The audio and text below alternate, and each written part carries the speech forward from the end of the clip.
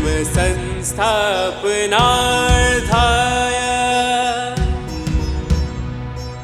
संभवामि युगे युगे संभवामि युगे युगे संभवामि युगे युगे। देह और आत्मा की भिन्नता यानी क्षेत्र और क्षेत्रज्ञ की जो भिन्नता है, वो जो जानता है वो कैसा होता है, वो 20 लक्षण बताए हैं। या यदि तुम्हें देह और आत्मा की भिन्नता को जानना है तो कैसे जानना, उसके लिए भी यही 20 बातें हैं। जो जान लेता है उसका जीवन कैसा होता है, ये 20 पॉइंट्स जो भी आएंगे इन 5 श्लोक के अंदर 20 बातें बताई है। और यदि तुम देह और आत्मा की भिन्नता, और ये भिन्नता क्यों जाननी है, क्योंकि उसको जाने बिना तुम ईश्वर को जान ही नहीं सकते। ये पूरा प्रयोजन क्या है, ईश्वर को जानना। और ईश्वर यानी कौन? एक आदमी आकाश में बैठा हुआ, आद्य शक्ति। शक्ति शब्द से तुम लोग इस धोखे में मत आना कि शक्ति यानी पावर, पावरफुल, आद्य शक्ति must be a very powerful lady. नहीं, शक्ति का जब हम ट्रांसलेशन करते हैं तो it is not power, it is energy. आद्य एनर्जी है वो, आदि energy, primordial energy, the primordial energy out of which the entire universe has existed, it has come into existence. तो जो भी करना है उसके पीछे प्रयोजन क्या है, अपने भीतर रहे ईश्वरत्व को जानना। वो ईश्वर भीतर ही है कि बाहर भी है?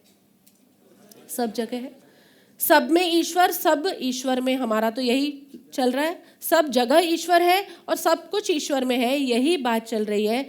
लेकिन उस ईश्वर को तुम बाहर नहीं अनुभव कर सकते, उस ईश्वर का अनुभव होगा तुम्हारे भीतर। और करना क्यों है, करना क्यों है? ये मुस्कान प्रभु नहीं आई है, उसको लगेगा कि ज़रूरत क्या है, मैं तो अभी खुश हूँ, अपनी शादी हुई है, नए नए हैं हम लोग, हम तो वी आर हैप्पी। क्यों करना क्यों है ईश्वर का अनुभव? बिकॉज जो हैप्पीनेस तुम ढूंढ रही हो ना इस शादी के अंदर, वो हैप्पीनेस की एवरलास्टिंग स्टेज हमेशा रहे, हमेशा अनंत अनंत काल तक रहे, कभी उसमें न कमी आए न वृद्धि आए। एवरलास्टिंग हैप्पीनेस जो है ना वो मिल सकती है केवल ईश्वरत्व के अनुभव में, और कहीं नहीं मिल सकती। क्यों ढूंढ रहे हैं हम लोग? दुख को नहीं ढूंढ रहे। यहाँ इस साधना के अंदर भी हम भी सुख को ही तो ढूंढ रहे हैं, लेकिन हमारा सुख कैसा है? अनंत और शाश्वत, एटर्नल एंड इनफाइनाइट।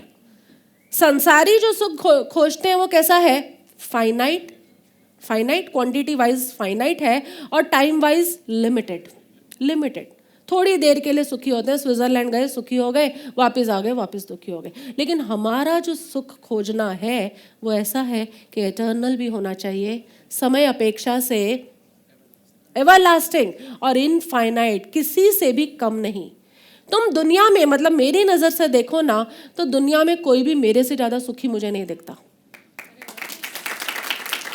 क्योंकि यदि कोई और मुझे, मतलब परमात्मा वगैरह को छोड़ दो उनकी बात, लेकिन संसारी लोग जो है ना, मुझे लगता है वो मेरे से ज़्यादा सुखी नहीं हो सकते। And Y?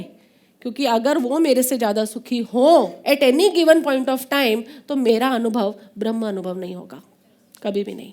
मेरा अनुभव इसीलिए ब्रह्म अनुभव है क्योंकि eight any given point of time I am more blissful than anyone else.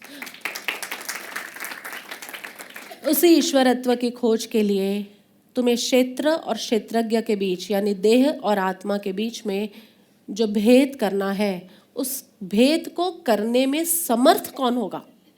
समर्थ कौन होगा? भाई ये दो चीजें तो है नहीं कि दोनों, ये क्या है, आईपैड और डायरी, ये दोनों को अलग कर दिया, ऐसे तो है नहीं। देह और आत्मा एक ही स्थान में रह रहे हैं और एक स्थान में रहते हुए दोनों को अलग अलग जानना। जहां सागर है वहीं लहर है, जहां लहर है वहीं सागर है, एक ही क्षेत्र में है। और उस एक ही क्षेत्र में रहकर लहर को लहर रूप देखना और सागर को सागर रूप देखना, ये प्रक्रिया कौन कर सकता है? तो उसके लिए 20 पॉइंट है ये प्रक्रिया। क्योंकि एक ही जगह में जहां दूध भी है और पानी भी है, तुम्हारे दूध में भी आती है मिलावट, पानी होता है। एक ही क्षेत्र में दूध भी है और पानी भी है, तब दूध को दूध रूप देखना और पानी को पानी रूप देखना इजी और डिफिकल्ट? डिफिकल्ट है, लेकिन फिर भी यही कार्य करना है, इसीलिए उनको परमहंस कहते हैं। परमहंस, पता है हंस का काम क्या होता है? दूध और पानी इकट्ठा होता है, लेकिन जरा हंस भैया की चोंच लग जाए अंदर, दूध और पानी उसी समय अलग हो जाता है। क्या है उनकी चोंच में? तो परमहंस वही होते हैं जो देह और आत्मा, दूध और पानी को अलग नहीं करते, जरूरत नहीं है उन्हें, लेकिन देह और आत्मा को उस साथ में रहने के क्षण में भी हंस की जैसे चोंच होती है, वैसे परमहंस की दृष्टि होती है। उस दृष्टि के अंदर उन दोनों को साथ रहते हुए अलग करके देखते हैं, ये परमहंस। और जब तक वो अलग नहीं होते, तब तक जीवन का वह शाश्वत सुख, शाश्वत आनंद, शाश्वत मस्ती, मजा, शांति, ब्लिस, हैप्पीनेस, जो कुछ भी तुम कहो, वो आ नहीं सकते। सब कुछ संयोगों के अधीन होता है।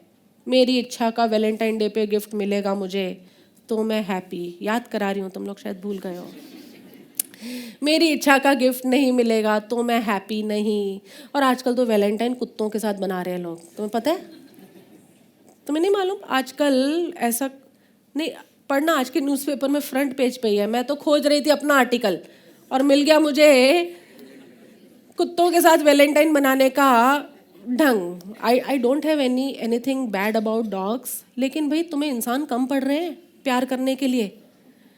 लॉट ऑफ इंसानों को तुम प्रेम कर लो, उसके बाद ठीक है कुत्तों की, भाई वो भी ईश्वर ही है और कुछ नहीं है, तो उनको भी प्रेम करो। लेकिन अब लोगों का संग छूटता जा रहा है और पूरा पूरा दिन वैलेंटाइन डे डॉग्स के साथ स्पेंड किया जाने वाला है। This was happening in western world, वहाँ पे तो हो ही रहा था, यहाँ पर भी तुम करना डॉग के साथ। आपके पास डॉग है ज़रूर करना, लेकिन उससे पहले इंसानों को भी खूब भर पेट प्रेम कर लेना, खूब प्रेम करना उसके बाद। और तुम्हारे पास डॉग नहीं है तो गली के किसी कुत्ते को डालाना कुछ। इसलिए मेरे कहने का तात्पर्य ये बिल्कुल नहीं है कि डॉग्स के साथ नहीं करना चाहिए, लेकिन लोगों को छोड़कर अब तुम अपने इमोशंस एनिमल्स के साथ शेयर करना चाहते हो, बड़ी व्यथा है तुम्हारी ये। तो बात तो हम ये कर रहे थे कि जिसे एक ही क्षेत्र में रहे हुए देह और आत्मा दोनों को भिन्न करना है, भिन्न भिन्न अनुभव करना है, उसके लिए जो भूमिका चाहिए, जो पुरुषार्थ चाहिए, जो ढंग चाहिए, जो युक्ति चाहिए, जो ट्रिक चाहिए, वो क्या है? यही 20 उपाय। और ये भगवत गीता के बहुत महत्वपूर्ण श्लोक माने जाते हैं। जैसे स्थित प्रज्ञा है ना, उस तरह से ये भी बहुत महत्वपूर्ण ये 5 श्लोक माने जाते हैं, जिसके अंदर पूरे मोक्ष मार्ग पर पुरुषार्थ क्या करना है, हमने अपनी तरफ से अभ्यास क्या करना है, उसकी बातें। तो शुरू करते हैं, 7 से 11 तक है, 7, 8, 9, 10, 11। ये 5 श्लोकों के माध्यम से हम समझेंगे कि इस मार्ग पर जिसने देह आत्मा को भिन्न कर लिया है, उनकी क्वालिटीज़ क्या होती है। और दूसरी तरफ समझेंगे कि अगर तुम्हें देह आत्मा को भिन्न करके उस अनंत और शाश्वत आनंद को पाना है, तो तुम्हें जीवन कैसा जीना चाहिए। बोथ थिंग, यानी applicable to all of us. Start with shloka number 7। अमानित्वम् अदम्भित्वम् अहिंसा क्षान्ति आर्जवम् आचार्योपासनं शौचं स्थैर्यम् आत्मविनिग्रह। श्रेष्ठता के अभिमान का अभाव, दंभ आचरण का अभाव, किसी भी प्राणी को किसी प्रकार भी न सताना, क्षमा भाव, मन वाणी आदि की सरलता, श्रद्धा भक्ति सहित गुरु की सेवा, बाहर भीतर की शुद्धि, अंतःकरण की स्थिरता और मन इंद्रियों सहित शरीर का निग्रह है। इस श्लोक के अंदर 9 बातें बताई है। सीधा इसी श्लोक में मैक्सिमम है 9 बातें बताई है कि सच में तुम्हें एक ही क्षेत्र में रहकर, एक ही क्षेत्र में दूध और पानी को अलग करना है तो हंस की चोंच चाहिए ना। ऐसे ही एक ही क्षेत्र में रहकर देह और आत्मा को अलग जानना है। और क्यों जानना है? क्योंकि उस जानने में ही अनंत और शाश्वत आनंद है। तो वो जानना है, तो उसके लिए प्रथम 9 लक्षण जो है वो यहाँ बताए। पहला बताया अमानित्वम। अमानित्वम, श्रेष्ठता के अभिमान का अभाव, ह्यूमिलिटी। इंग्लिश में कहें तो तुम्हारे जीवन की का सारा अभिमान ही यही है कि I am something, I am better than others. हाँ कि नहीं? सारा अभिमान ही तुम्हारे जीवन का यही है, मैं इससे ज़्यादा गोरी हूँ, मैं इससे ज़्यादा ऊंची हूँ, मेरे बाल इससे ज़्यादा अच्छे हैं, मैं इससे ज़्यादा कमाता हूँ, मेरे पास इससे ज़्यादा बड़ी गाड़ी है। अभिमान का पोषण ही तब होगा जब तुम अपने से बड़ी गाड़ी किसी के पास देखोगे तो अभिमान नहीं होगा। लेकिन जीवन में अभिमान का पोषण तुम्हारा है ही इसलिए क्योंकि कहीं ना कहीं तुम अपने आप को दूसरों से श्रेष्ठ मानते हो। सबसे पहले कहा श्रेष्ठता के अभिमान का अभाव। कैसे भी लोग हैं उन्हीं के बीच में रहकर तुम्हें जन कल्याण का काम करना है। हम भी यही कर रहे हैं, तुम्हें भी यही करना है। आज मैं भी जिस जगह पे खड़ी हूं, जैसे लोग हैं अज्ञान में, मिथ्यात्व में, जिस भाव में है, उस इग्नोरेंस में ही उन्हें उनके परम ज्ञान तक पहुंचने का मार्ग बता रहे हैं। लेकिन बताने के समय में हमें ये नहीं होना चाहिए उनसे थोड़े श्रेष्ठ हैं हम। अगर हमारे अंदर भी ये भाव आ गया कि तुमसे थोड़े श्रेष्ठ हैं हम, तुम कहो वो तुम्हारी बात अलग है, वो तुम्हारा भक्ति भाव है। लेकिन मैं अगर ये सोचती हूँ कि इस तरह से मैं सब कुछ जो समझा रही हूँ और जो तुम्हारे चेहरों को देखकर मुझे लगता है तुम समझ रहे हो, मतलब मैं I am something better than you, isn't it? नहीं, मना कर रहे हो माधव? हाँ, अब ये तुम सोचो ना तो तुम्हारे लिए ये तुम्हारा स्वधर्म है, लेकिन मैं सोचूं तो मेरे ये अधर्म है। मेक श्योर कहाँ पर तुम्हें ह्यूमिलिटी रखनी है और किस दायरे के बाद तुम्हें नहीं रखनी, मतलब तुम्हें दूसरे एंगल से देखना होगा। जिन लोगों के साथ रहते हो, अब समझ लो घर की एक स्त्री ही आ रही है सत्संग में, बाकी नहीं आ रहे, मान लो ऐसा हो सकता है कि खाली स्त्री आ रही है, बाकी कोई ना घर में हस्बैंड आ रहा है, ना बच्चे ना बड़े, कोई नहीं आ रहा। तब उस स्त्री को ऐसा लगे कि मैं 3 घंटे सत्संग में जाकर आई और कोई तो आते नहीं, I am better than them. ये है श्रेष्ठता का अभिमान और उसका त्याग करने को बोला है, उसका त्याग। यहाँ हर किसी की होड़ ही ये है, दूसरे से, व्यक्ति है तो व्यक्ति से श्रेष्ठ होना चाहता है, ऑर्गेनाइजेशन है तो दूसरी ऑर्गेनाइजेशन से श्रेष्ठ होना चाहती है कि नहीं? उस ऑर्गेनाइजेशन ने ऐसा किया ना, हम उससे भी बेटर करके दिखाएंगे।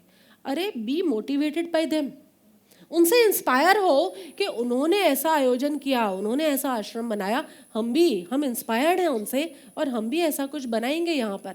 लेकिन उनसे बेहतर हो जाने का जो दिखावा और जो मान है और जो भाव है वो क्या है? मानित्वम। और हमें उल्टा होना है, यानी अमानित्वम। बिजनेस है तो बिजनेस में उससे श्रेष्ठ हो जाऊं, दोस्ती है तो दोस्ती में उससे श्रेष्ठ हो जाऊं। हर कहीं हमारी सारी की सारी दौड़ किस में लगी है? दूसरे से बेहतर होने में। और ये क्यों लगी है? क्योंकि जब हम स्वयं को दूसरे से बेहतर मानने लग जाते हैं तभी हमारे मान का पोषण होता है।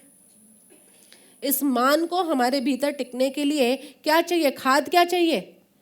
खाद पानी क्या चाहिए? दूसरे उससे तो बेटर हूं, ठीक है, मैं खराब हूं, मैं झूठ बोलती हूँ, मैं खराब हूं, पर मैं उससे तो बेटर हूं ना। ये क्या हो गया?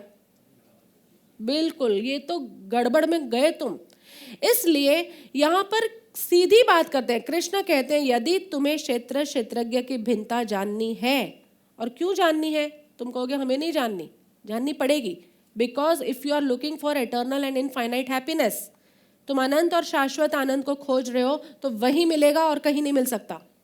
अनंत और शाश्वत आनंद वहीं से आ सकता है जहां कुछ अनंत और शाश्वत है। बाहर की चीजें ही शाश्वत नहीं है, वो थोड़ी थोड़ी देर में बदलती है, तो वहां से बदलते हुए से नित्य सुख, शाश्वत सुख कहां से आ सकता है? तो यदि तुम्हें वो चाहिए तो उसके लिए करना क्या होगा?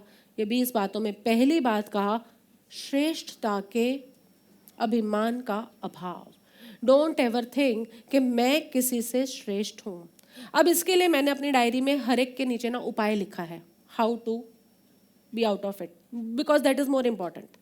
कि अब कैसे करें, कैसे? हमें तो बार बार ये सुपीरियोरिटी कॉम्प्लेक्स यही हो गया और क्या है, हमें बार बार सुपीरियोरिटी कॉम्प्लेक्स आ जाता है। तो how to get out of it, इसमें से हम सुपीरियोरिटी कॉम्प्लेक्स में से बाहर कैसे निकले? तो मैंने उपाय तो यही लिखा है, सदा अपने से अधिक गुणवान जो है उसका संग करो। प्रकाश प्रभु, आप भक्ति गाते हो ना, तो आपसे जो बेटर गाता है ना उसके साथ रहो हमेशा। अवनीश तुम गाते हो तो तुम अपने से बेटर किसी को देखो, यार रहमान को देखो, किसी और अपने से बेटर। जब तुम अपने से ज़्यादा बेटर को देखना शुरू कर देते हो तो होता क्या है, अपनी श्रेष्ठता का अभिमान नहीं आता, और दूसरा उस लेवल को अटेन करने के लिए कुछ इंस्पिरेशन और मोटिवेशन मिल जाती है।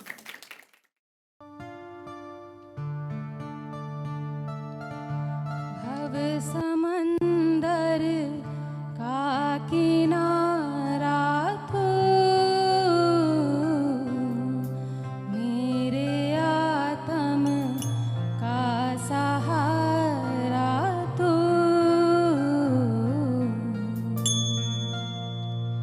प्रभु तू ही है, तू ही है, तू ही है मेरा राहबर। प्रभु तू ही है, तू ही है, तू ही है मेरा राहबर, राहबर। छोड़ा मुझको क्यों अकेला यहाँ, आना चाहूँ रहता है तू जहाँ। प्रभु तू ही है, तू ही है, तू ही है मेरा राहबर। प्रभु तू ही है, तू ही है, तू ही है मेरा राहबर, राहबर।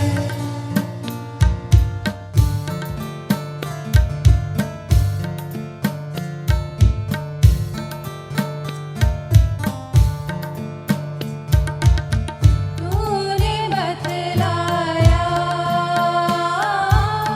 स्वार्थ जग सारा,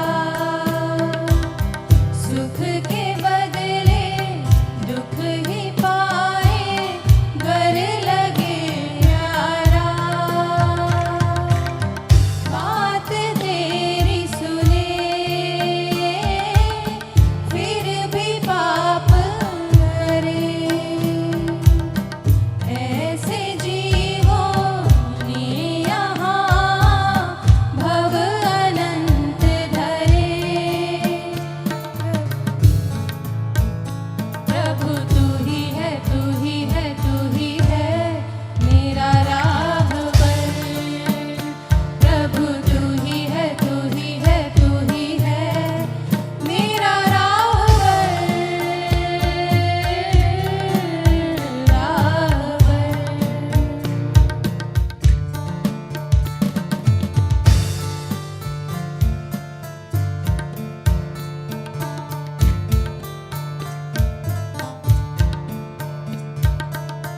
ना रुचि फिर भी तुझसे प्रीत करे, चौरा